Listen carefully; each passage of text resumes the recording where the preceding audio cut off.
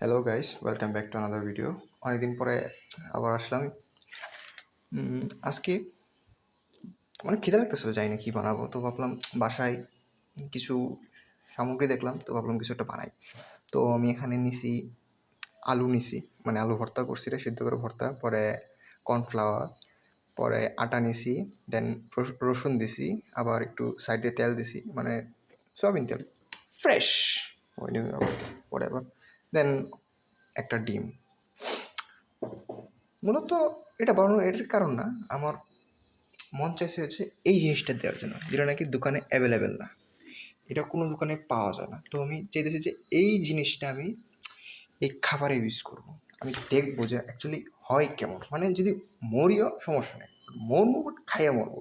তো সাথে থাকুন আর দেখুন কী বানাই। আমি অবশ্য নিজে জানি না কী বানাইতেছি। খুব বেশি দেওয়া যায় না, অল্প পরিমাণ দিতে হবে, কারণ খুব দামি জিনিস, যেহেতু দোকানে পাওয়া যায় না। আর একটু আর একটু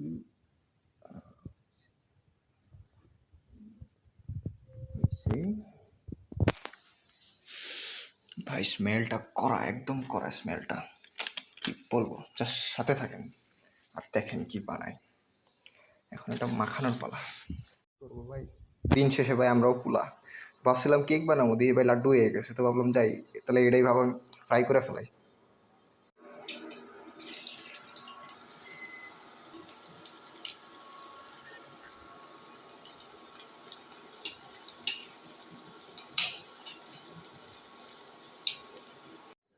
অস্থির লেভেল হয়েছে ভাই খাবারটা, জাস্ট যেহেতু রান্না পারে না, যাই একটু হালকা একটু পুড়ে টুরে গেছে, বাট ভাই সেই হয়েছে, মানে সেই বিশেষ পানীয় রসুন, মানে একটা আলাদা একটা তৈরি করছে, মানে খুব হেভি করা হয়েছে, খাইতে সেই মজা, জাস্ট ভুলিনি একটা হয়ে গেছে যে স্বাদটা ঠিক মতো মেনটেন করতে পারি নাই।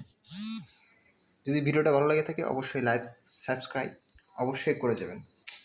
আজকের জন্য এতটুকুই, টাটা।